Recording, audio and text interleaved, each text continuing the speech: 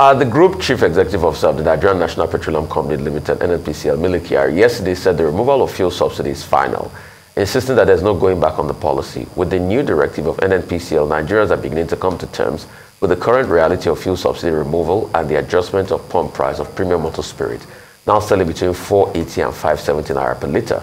However, the Major Oil Marketers Association of Nigeria, MOMAN, continues to maintain its position that fuel subsidy should stop. The Independent Petrol Marketers Association of Nigeria, IPMAN, insists that the subsidy should not be removed without the repairs of Nigeria's refineries.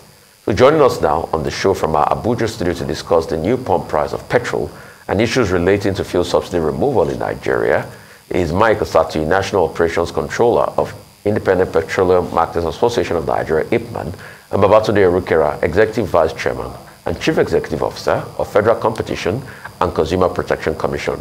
Great to have you both. Real quickly, I'll start with you, Mr. Mike Osatuyi. What's your take on all of this? Because, yes, subsidy is gone, is what we heard, and the market dynamics have changed. But the argument is always, we can't do this without refineries, the hardship on the people. And I'd like to ask you, what is even the price as we speak today? Because all NNPC said is that there's an adjustment.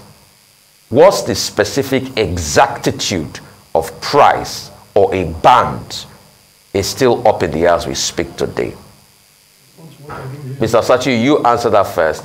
And I want Mr. Babatunde Irukera to answer. Okay, Mr. Osatuyi, please answer first. Good morning, Nigerian. Yes. Yes, I'm on the line. The true position of the case is that based on the price that was brought out by the NPC, ranges from 500 in Lagos or 488 in Lagos to 550 in Madaguri. And based on the working on the template, by the time we have applied the share rate, it comes to about 630 naira to $1. So the question is that where did NPC get that rate that he has used? It means that the question of 47 naira to $1 is gone.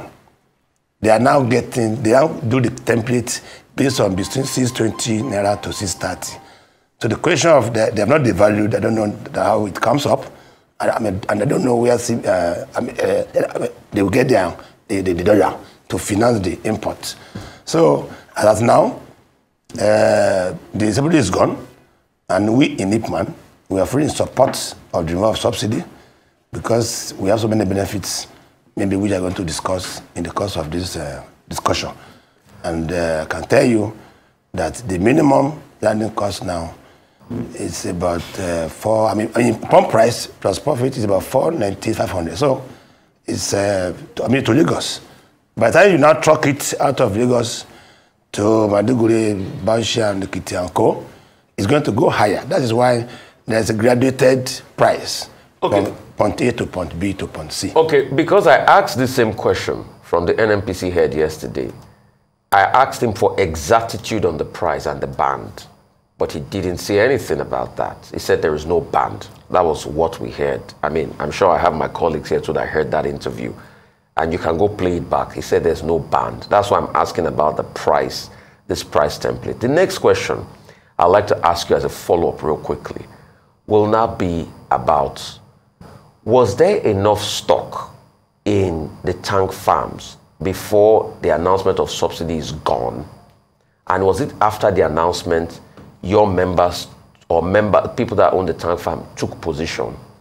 And what did the depot started telling you even before NNPC, came out with the adjustment on price? In terms of reserves, I think GMD say he has 41.something billion in the stock, maybe the one on the high sea or the tank.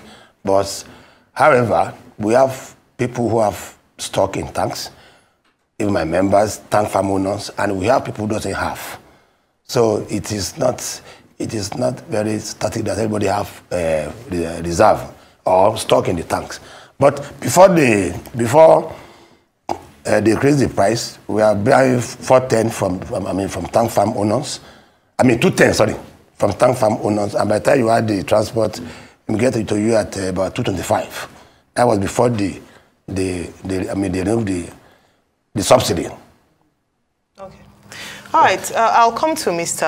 Babatunde Irukera, and maybe perhaps this question I'll ask Mr. Osatuyi from your perspective, and then for Mr. Irukera from your perspective. In a statement from the FCCPC, you had said that you would not want Nigerian consumers to be exploited by organizations, even individuals, corporate organizations, because of the fuel subsidy removal. How would you enforce this? Because Nigerians are currently being exploited. Even before NNPC adjusted the price upwards, we had seen in a sharp increase, immediate hike in prices. So I'd like to come to you for that. But before you respond to that, Mr. Irukera, let me ask Mr. Osatuyi. Now, still a follow-up from Rufai's question with regards to the availability of stock, because the logic behind that would be if you had old stock, then there shouldn't have been an immediate hike in price, even before NNPC adjusted prices. We saw marketers already, we had surveys from people around the country, and some people were paying as high as 600 naira, 500 naira in some places. What's the justification for that? I'd like to for you to state it categorically, because you're saying one thing, NNPC is saying another, that they had stock. So why was that immediate rise? Because what people are saying is that Nigerians are our own problems. The marketers immediately took advantage of that announcement and hiked up the price. Why was this the case? Yeah, I will tell Nigerians very clearly why that happened. There's something we call make-up cost and replenish cost. My members have to go back and buy at the new price. And the question is that, why did NNPC also, despite that they have old stock, why did they now ask us to be buying at 4.67 to $1 immediately when the assembly was removed? I have my invoice. My members now have to pay 21 million for a truck. And if you have your ticket, which you have paid for 7.5 million, then you have to go and look for 14 million to make up. So the question now is that, why did NNPC also jack up their costs almost immediately when they increase the price? So where will I get the money to make up the 14 million? If I have stock, I have to increase my price. That's the simple question. And that's the answer. Because if NNPC can give me differential of 14 million naira to go and look for, to buy a new stock within 2 days of removing subsidy from their old stock. All right. So why wouldn't I also increase price? Okay. All right, so let me now come to Mr. Irukera from the consumer protection point of view.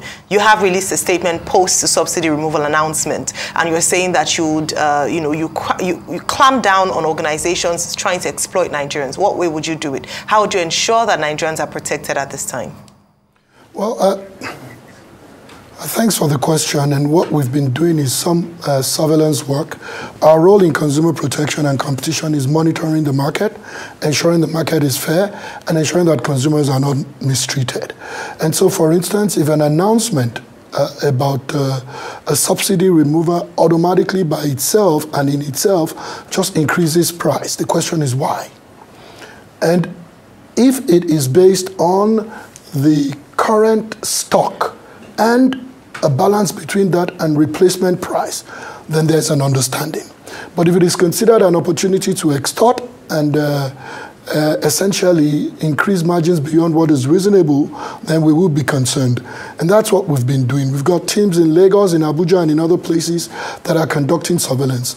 We want to make sure that pumps are dispensing, petrol stations are selling. They're not trying to reserve the stock they have for a different price. They're not trying to watch what's going to happen. The assurances we have from the government, from the NNPC, from the downstream regulator sufficiently provides the comfort that marketers require not to act in any manner that is inconsistent with what we believe is a fair and undistorted market. And we've seen quite a few things, and some people will be subject to penalty. But for the most part, I would say in the past 24 hours, what we've heard is that most filling stations are dispensing. Okay, good to see you, Mr. Irukera. The question I'll be asking is, do you take instructions? Can you hear me? Can you hear me? Yes, I can. Okay, good. Do you take instructions from NNPC when it comes to what is right and what is wrong. Because a lot of people are asking the question, on what basis will NNPC increase the price of what they said they have in their tank farm for the rest of this month, and they increased it? Would you have any powers to regulate whatever the activity or to question the authority of NNPC to increase prices willy-nilly and then expect the other marketers to be able to not be able to do the same? Just help us understand how your operation works, especially related to government agencies. With the marketers, we know that you have powers and you can sanction and you can question, you can take them to court. But when it is government establishment that seem to have done something that you should be able to question, how do you approach them? How do you handle such situation? Good question, and your question is actually a split bean. You're asking about our role in regulating conduct and our role in regulating entities. NNPC is a government-owned entity, but it's engaging in commerce. The FCCPA regulates commerce, meaning that even when government engages in commerce and participates in the market, it is subject to regulation. So would NNPC come under the regulation of the FCCPC? The short answer to that is yes. Now, with respect to the pricing conduct that you're talking about, we don't fix prices, but there are certain regulated industries where there are legal frameworks for determining price, and we respect those legal frameworks. There are laws created by the National Assembly, just as the law that creates the FCCPA. And even when a law creates a price regulation regime, what we do is to make sure that the law is being enforced or complied with to the strictest. And so at this time, our role is, with respect to something that's regulated and where the pricing is regulated, is to make sure it is being enforced appropriately. And fuel is not the only thing where price is regulated, for instance. You've got electricity. Sometimes the Communications Commission gets engaged in even the price of telecom services. You've got the central bank working with the banks to produce what you call the guidelines on cost of banking services. And so there are areas where you have some level of regulation that is not considered illegal. When that is the case, what our scrutiny is to ensure that even that framework complies with the law. Okay. So another thing I'd like to ask you, Mr. Osatuyi, I'll come back to you before I come back to you, Mr. Babatunde Irukera. Mr. Osatuyi, please, I want to know specifically, after the announcement that subsidy is gone on Inauguration Day, was that the same day that the depot operators jacked up their price? Or was it officially when the NNPC announced? Did the depot operators all of a sudden stop allowing you people to come into their gantry to lift after the subsidy is gone statement? Or was it after that NNPC released that tweet for price adjustment that they jacked up their price? Just tell me what happened in that split second. Where did that 7 million of yours become 14 million? That you have to now pay the add-on fee of 14 million. They announced on 29th of May in the afternoon, 29, 30, 38, all the depots shut down. They didn't load. They didn't allow us to load. Even if you have got your money inside, and that's starting to be corrected. This is a fact. And 2 days ago, on the 1st, locally, or 30th, right, the next day, there was a marathon meeting between NPC and Villa. And on the 1st, in the night of, on 30th, in the morning of that, on the first morning, we just woke up and saw a new pricing template of 467 naira to a litre to be paid in to NNPC portal. And we have paid in about 7.4 million naira, which was at 171 before.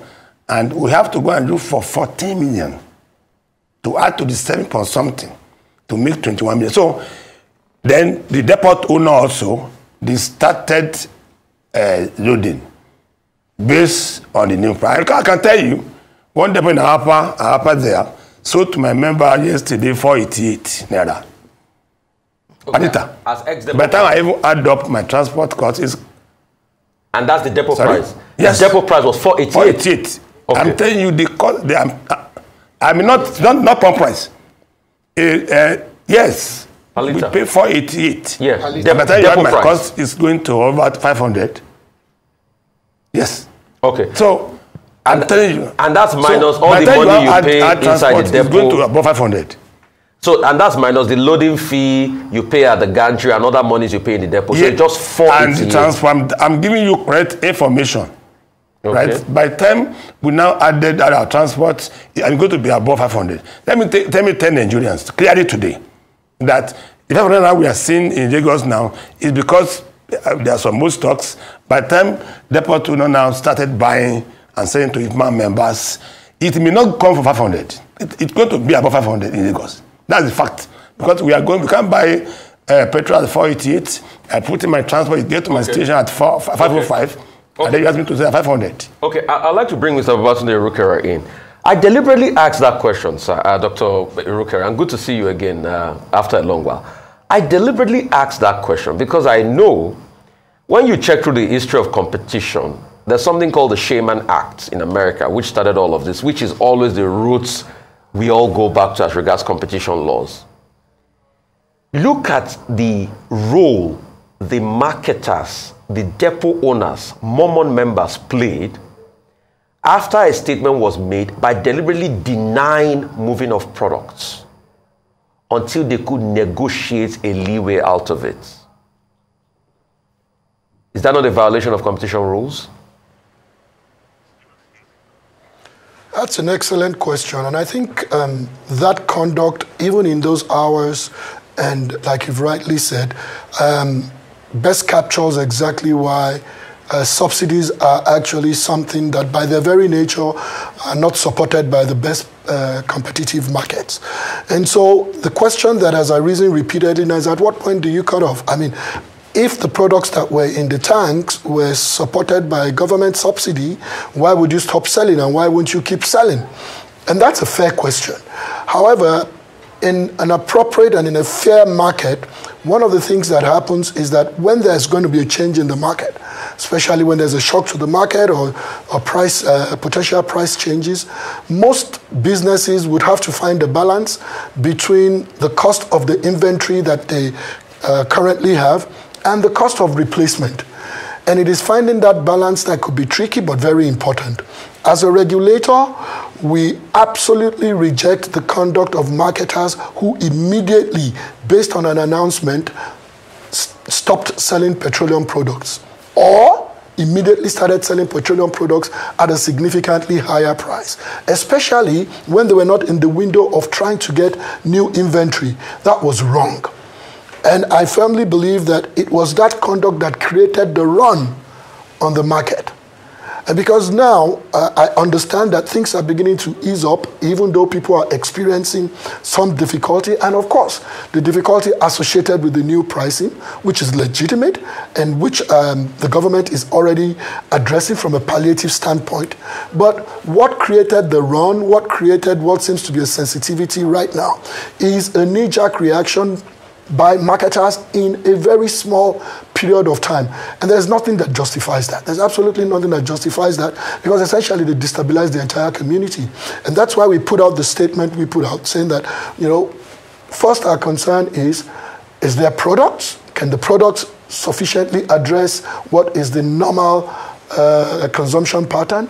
If the answer to that is yes, then what is creating the constriction?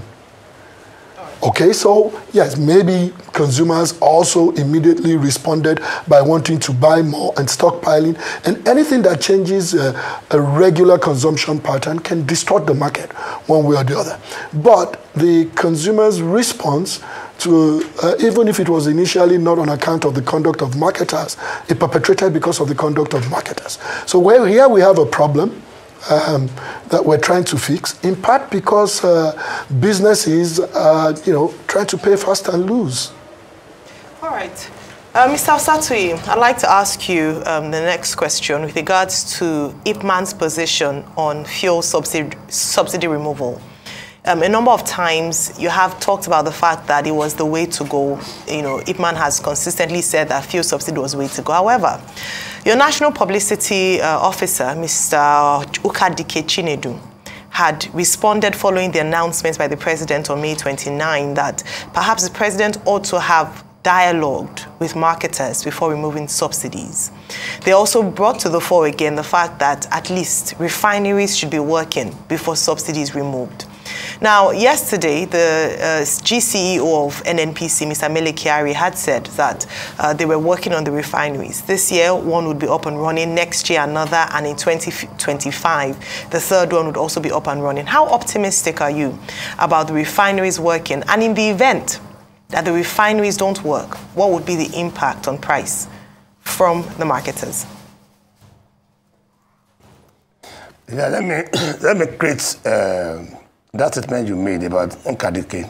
If anybody can sit down in his house and call himself president or whatever, that is his own personal opinion. We have the PRO is Yakubu Suleiman.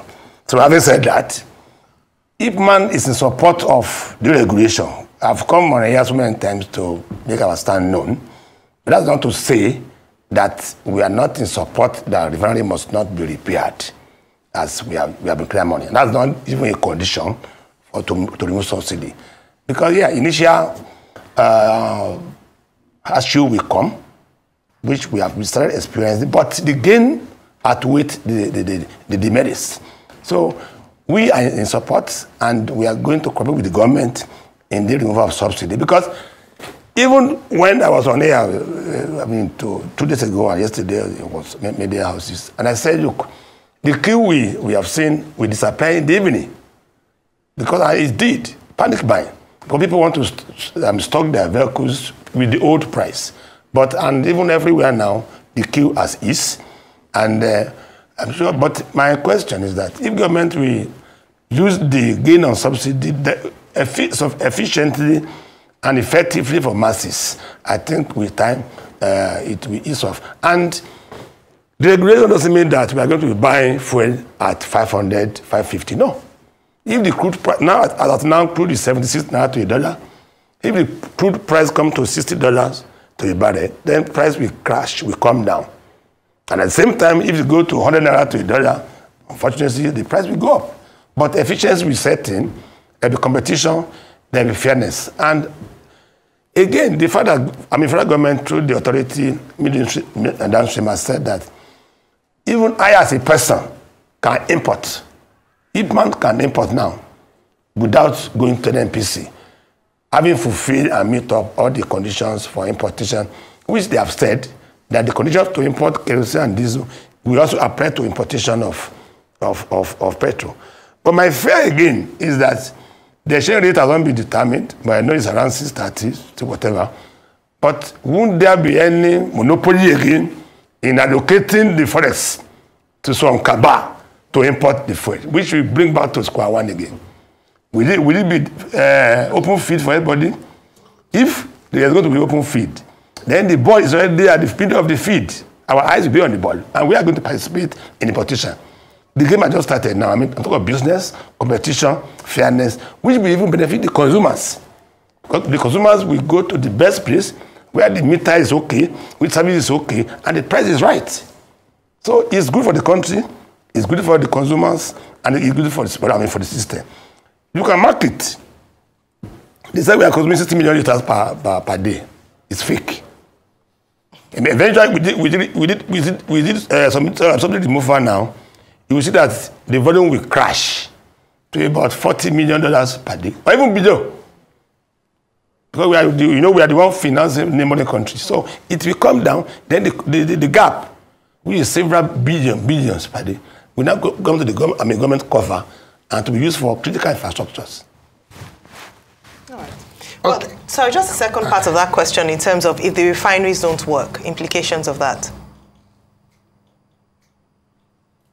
The second part of my question, If the refineries don't work, despite assurances, what would be the implications of that? Because we're looking at either the refineries working or the Dangote refinery producing, but already they've said it would not meet the needs of Nigerians. What happens in that case in terms of with prices? You talked about it being dependent. If we are refining... Go on, please. Yeah, I mean, I have to congratulate Nigerians that Dangote has billions out of the mess of refining or refining not working. With what we have now, 60,000 barrels per day, we are going to be producing more than what we need in the country, and which is going to give us about 21 billion savings. Coming back to your question about what's going to be the benefits, I can tell you that about 30 naira per litre will get out of the cost, and which is going to be the benefit. And this is the breakdown. The cost of light train from Manafelu to the other place will be off. The cost of transportation from Singapore, Germany, or whatever you call it, will be off. The vessel will just go to Lekki there, load, and come to Apa discharge. So we are going to, and all these shipping charges, NIMASA, all these MP, it will be very minimal. So we are going to take almost about 40 naira off the cost based on the template that we have. So it's going to have a very, and that is billions of naira, or even billions of dollars. When you come, because all this MP charges is in dollars. All this shipping from vessels from abroad, Singapore, Germany to Nigeria, is in dollars. So there's going to be less pressure on naira, and we're going to save about $21 billion foreign exchange if we are producing in Nigeria. About 10 billion will be safe in terms of selling to abroad and then come to the to Nigeria. And then even the subsidy importation also, we save around $11 billion per year. So that's 21. So in fact, the value of naira will be stronger because there's going to be less pressure on the dollars. So about this, we have peace, and our dollar, then also we continue to have value. Then GDP will go up, there will be employment, and the issue of scarcity and kill will go forever. To go forever, there will be safety of property, safety of life, and we're going to have peace. Like we don't have, these don't have problem. We don't have problem in aviation fuel and kerosene because they are regulated. We are going to have peace now, from now henceforth. Okay, very quickly then, Mr. Osatuyi, because we have to begin to wrap up. So help me understand. I'll just ask you a very short, quick question. Number one will be, how much are you lifting? How regularly do you lift in a week? Do you lift every day, every couple of days? How many times a week do you lift? Very quickly. From the depots. You know, my members control about 70% of the market. And we lift, it's a revolving issue. We lift every day from all over the depots in the country. So the stock every day. Okay, so if you lift every day, the stock that you lift on a daily basis, so if the prices are changing every day, then the prices that you put at the place where people buy will increase. That's a yes or no? No, it's not necessary. If the price come down, we reduce our price. If it go up, we increase our price. In fact, let me tell you, we can be even changing price every week now, depending on landing costs. And then there'll be competition, because our members load in all the Dapman depots across the coastal in Nigeria, right? We leave thousands of trucks every day, but there's going to be competition. So for the sake of Nigerians, 500 in Ponte and see 510 or 505 in Ponte ABC. So the price will continue to change. Okay, all right. Let me ask Mr. Irukera then. In terms of managing this, how do you begin to say you want to get involved in a matter that the way it is structured, you really don't know whether they're taking advantage of the people or not, because the prices will change every day. They're lifting every single day, and the prices will go up practically every day. So even trying to balance it by saying that at the end of every week they will review and then increase, it could change every day. So how do you know when people are being taken advantage of? Good. Now, the one thing that's absolutely clear is that the best price of a product is what is negotiated in the marketplace, where all the players are competing very fiercely. And subsidies generally do not promote efficiency. They even support high prices. Essentially, what the government is supporting with a subsidy is the businesses, not really so much as the consumers, because there's no incentive for you to be efficient. There's no incentive to get equipment that does better than the ones you have. And so once, for instance, there is no subsidy and the operators are not getting together to discuss price, that's the first thing. When the market works well, it's so much easy. It's not about knowing the daily pump price. It's really about monitoring that businesses are not colluding or are not engaging in inappropriate conduct. And so, for instance, an Ipman would certainly be under scrutiny. When they meet, what do they discuss? Are they discussing volumes? Are they discussing commercially sensitive information? Are they signaling to themselves about pricing or not? Once that is not the case, and all of them are competing, the prices would be fairer. Because everybody would want to be efficient, would want the business, and would want to put out the price that would make them more competitive. And so those are the things. And on the back end of this, there are different ways that these people do their businesses. There are different models. And so it's, yes, so the changing price of crude and other input into the business and the whole supply chain all obviously ultimately affect price. And price is very sensitive to all that input cost. But it's not necessarily a moment-by-moment change. For instance, there are hedging contracts. So many, in petroleum products, a lot of hedging contracts occur. So many times you've done these forward-looking contracts based on your forecast, and you've agreed on what it will cost you to do this for a period of time. And those hedging contracts are reviewed periodically. And so one of the things it does is that it insulates the marketers from changes on a moment-by-moment basis, which insulation they pass on to their consumers by being competitive and pricing their products. And that's one of the benefits when you don't have a subsidy. So marketers are now able to look, what are our borrowing costs? How long do we want to hedge to be sure that we can stay competitive and stay in the market? And so for a marketer that doesn't have the appropriate business model, they won't compete fairly. And then they might begin to copy the business model of those who are competing fairly. So it's not going to be some price control mechanism where the FCCPC is daily checking at what price is crude today, what price is landing cost, and what price is pump price. The business systems will take care of that. All right, thank you so much. Ultimately, the consumers benefit.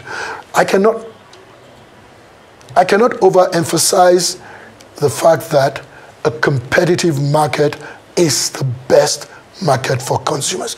It gives choice, fair price, innovation, and the satisfaction that you've gotten what you got at the best possible price.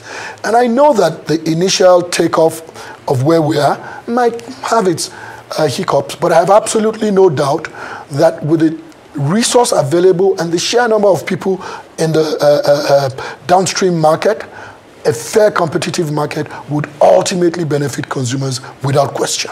All right. I'd like to say a very big thank you to you both for your time.